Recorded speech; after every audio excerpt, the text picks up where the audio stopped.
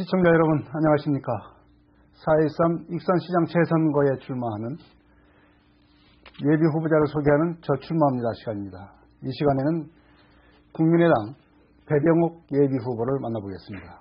배병욱 후보의 출마 배경과 주요 정책 그리고 현안에 대한 입장을 들어보겠습니다.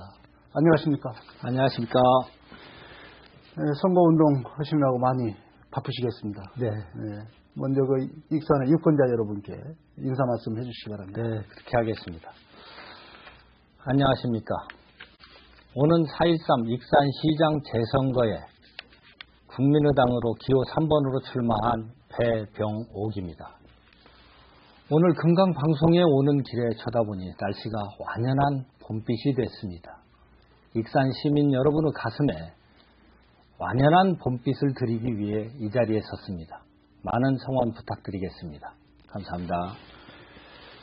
네, 지난 2014년 지방선거 그래서 좀 도전을 했었죠. 네, 이번에 이제 두 번째 도전이신데 이번에 그 출마한 배경 설명해 주시기 바랍니다. 네, 지난 2년간 각계각층의 많은 시민 여러분을 만나봤습니다.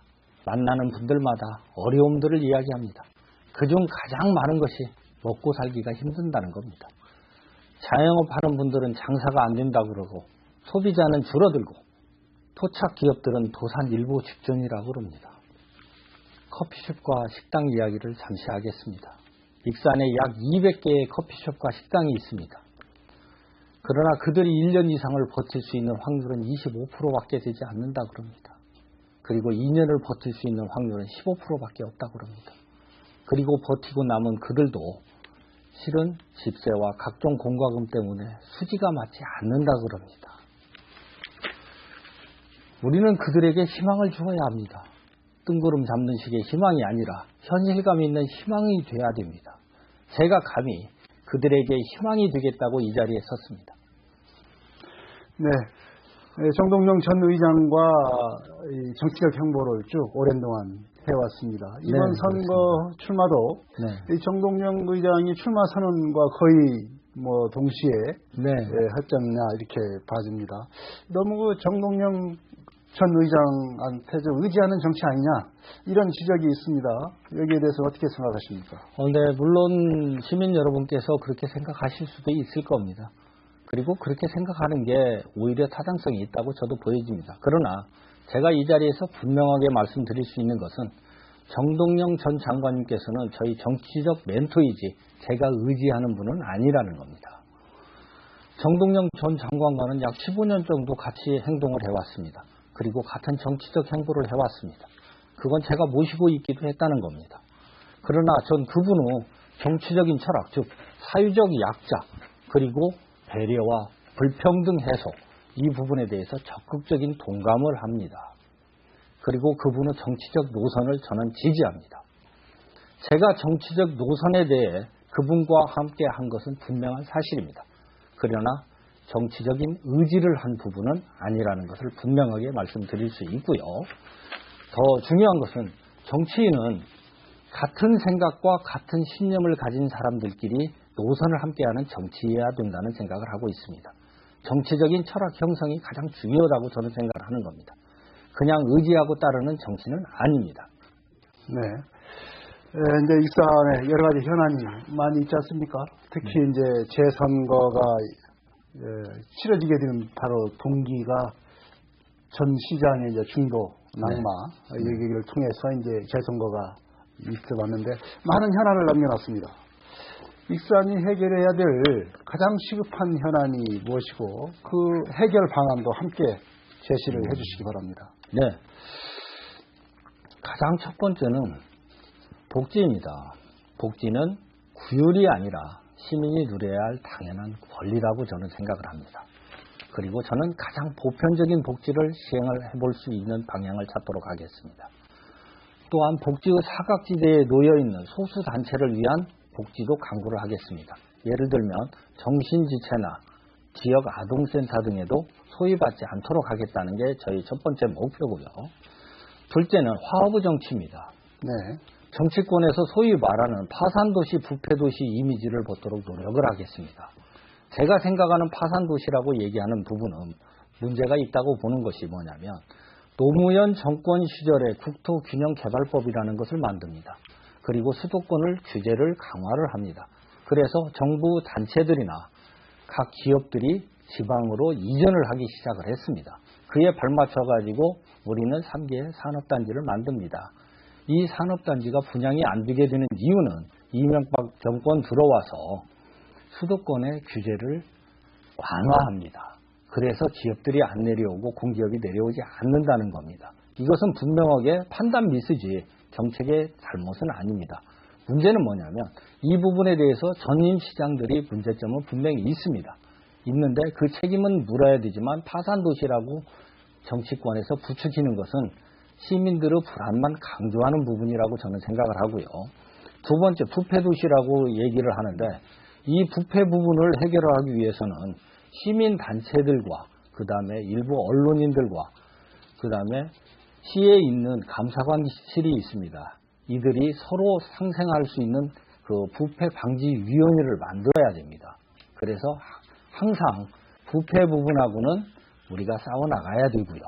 그런 생각을 갖고 있습니다. 세 번째로는 제가 이제 말씀드릴 수 있는 것은 익산은 그 먹거리 자본과 그 다음에 문화 자본을 통한 선순환 경제를 만들어내야 됩니다. 그게 이탈리아의 볼로냐를 제가 얘기를 가끔 듣는데요. 이탈리아의 볼로냐는 31만 도시로서 도농복합도시입니다. 아주 익산하고 여건이 아주 유사합니다.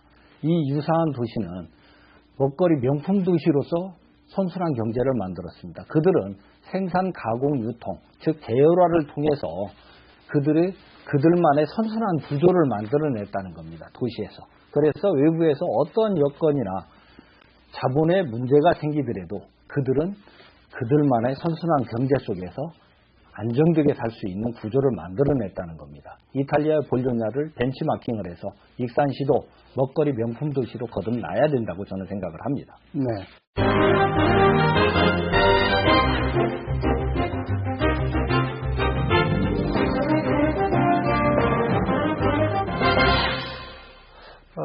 이번 선거의 내건 네. 주요 공약을 간추려서 소개를 해주시기 바랍니다. 저희 공약은 세 가지입니다. 결코 실행될 수 없는 헛된 공약을 하지 않겠습니다. 저희가 첫 번째로 내세울 수 있는 공약은 우리가 1989년까지는 산업화를 통해서 일자리가 계속 늘어납니다. 그런데 89년부터 지금까지 일자리는 반토막이 났습니다. 그 과정은 자동화입니다. 자동화를 통해서 일자리가 줄어들고 있고요. 그 다음에 앞으로 10년 후에는 4분의 1로도 축소가 될 것 같습니다. 그 정도로 자동화는 급격하게 진행되고 있습니다. 그런데 익산에는 우리한테 천혜의 자원인 먹거리가 있습니다. 이 먹거리를 그리고 식품 클러스터가 있어요. 이 식품 클러스터를 통해서 먹거리 명품 도시를 만들어 나가야 됩니다. 자본이 외부로 유출되는 대기업 위주의 정책보다는 중소기업이나 협동조합을 통한 경쟁력을 키우는 그런 먹거리 명품 도시를 만들어 나가야 된다는 생각을 하고 있습니다. 그리고 익산에서 생산되는 대표 원예 작물이 있는데요. 이것을 전량 수매해서 농가의 안정적인 기초소득을 보장하는 수매 시스템을 만들어야 됩니다. 그리고 이 물류 시스템을 완전하게 정착을 해서 그 다음에 도시민 모두와 우리 생산자들이 골고루 혜택을 볼 수 있는 도농융합 도시를 만들어 나가야 됩니다. 그 다음에 둘째는 우리가 가지고 있는 문화적 유산이 참 많습니다. 이러한 문화적 유산들을 우리가 자본화해야 된다는 생각을 하고 있고요. 실제적으로 문화 자본화는 금강변 지역에 있는 수상 레포츠 시설을 만들어내고 그 다음에 미륵사지와 왕궁리 유적과 함께 백제 문화를 접목해야 합니다. 단지 구경만 하고 가는 게 아니라 백제의 문화와 복식과 음식과 이들을 체험할 수 있는 체험의 장까지 같이 연결을 해야 된다는 겁니다. 그 다음에 세 번째로 제가 말씀드리고 싶은 것은 이 KTX 역사가 생겨서 익산에서 서울까지 약 1시간 거리밖에 안 됩니다. 그래서 이게 깔때기 효과라 그럽니다. 저희가 시장을 볼 때 서울로 가서 시장을 보고 오면 기차 쌍만큼이 남는다 그럽니다. 그래서 빠져나가는 효과를 가져오는데 우리가 역발상을 한번 해보자고요. 그래서 거꾸로 서울 사람을 익산으로 끌어들여야 되는 겁니다. 그리고 그들을 끌어들인 그들한테 구도심을 중심으로 한 거리의 판매장도 겸해서 만들어야 되고요. 우리가 할 수 있는 먹거리 상품을 자본화하고 그 다음에 귀금속 도시 귀금속도 팔아야 되고 그 다음에 문화의 거리를 녹색거리로 만들어서 그들을 쉼터도 만들어줘야 됩니다. 그래서 구도심을 살려나가야 됩니다. 그리고 문화유적과 성당, 웅포 관광단지와 연결하고 숙박형 관광단지를 만들어서 연간 4천억 이상의 수익을 올릴 수 있는 관광도시를 만들어 나가야 됩니다. 네, 먹거리 산업, 그 다음에 문화 산업, 그리고 KTX역을 활용하는 여러 가지 원도심 개발 전략, 이런 것들이 함께 이루어져야 된다. 하는 것이 주요 공약으로 말씀을 하셨습니다. 익산시에 여러 가지 풀리지 않는 현안들이 상당히 많이 있습니다. 특히 이제 전임시장이 만들어 놓은 그런 현안 문제가 있지 않습니까? 그 중에서도 이 하수 슬러지 처리 공사가 이제 해지가 되어서 물론 민원이 있었기 때문에 그것을 이유로 해서 공사 계약을 해지를 해버렸습니다. 이러한 파장이 상당히 큽니다. 네네. 이 배병옥 후보께서는 이런 하수 슬러지 처리 시설 공사 해지 문제, 이를 어떻게 해결하실 방안이 있으십니까? 참 어려운 문제죠. 그래서 문제의 발단은 시민과 소통의 부재고, 그 다음에 그들을 설득하지 못한 부분이 있고요. 그 다음에 이건 행정적인 미스입니다. 실제적으로. 가장 중요한 것은 시민들과 소통하고 대화를 다시 해야 된다는 겁니다. 그리고 할 수 있는 방향으로 최선의 노력을 다해야 되는 겁니다. 그리고 시민들은 이제 단합을 해야 됩니다. 건조해서 소각하는 방식과 그 다음에 건조해서 자원화하는 방식이 있다고 알고 있습니다. 그래서 이 두 가지가 중에서 중앙정부와 다시 협의를 해야 됩니다. 다시 협의를 해서 실제적으로 이 문제를 손해배상까지 해가면서까지 내버려둬서는 안 된다는 생각을 갖고 있습니다. 제가 한다 그러면 중앙정부와 다시 협의하겠습니다. 그래서 정말로 이게 필요한 거라 그러면 주민들과 소통하고 화합하고 그들을 설득해서라도 다시 추진하는 방법을 찾도록 하겠습니다. 다시 추진한다고 하면 다시 이제 원점에서 시작을 해야 된다는 것인지, 아니면 현재 있는 공사가 지금 중단된 이 상태에서 다시 시작해야 된다는 현재 것인지. 중단된 이 상태에서 다시 할 수 있는 방법을 찾도록 노력을 하겠다는 겁니다. 주민들을 소통해서, 주민들과 소통해서 현재의 방식, 현재 상태에서 다시 추진한 방법을 문제는 고민하겠다. 건조, 소각하는 방식이냐, 건조, 자원화하는 방식이냐, 이 부분을 가지고 다시 한번 검토를 해서 확실하게 다시 추진할 수 있는 방법을 찾아보도록 한다는 겁니다. 역시 가장 중요한 것은 주민들과 어떻게 소통하고 설득하느냐, 여기에 달려있다. 해법이 달려있다, 이런 말씀입니다. 또 익산은 이 정신적인, 어떻게 보면 참 고향 같은 곳이다. 4대 종교의 이 발상지 내지는 상당히 번성했던 것이고, 상당히 역사적으로 보면 문화적 가치가 굉장히 또 많은 곳이기도 합니다. 종교적 유산이. 그런데 이제 부정적인 측면을 보면 이 종교 간의 갈등이 심한 지역이다, 이런 지적을 받고 있습니다. 이 배병옥 후보께서는 시장이 되신다면 이게 시정을 운영하는 데 상당히 큰 부담이 되지 않겠습니까? 이 문제 어떻게 해결하시겠습니까? 갈등이라고 말씀을 하셨는데요.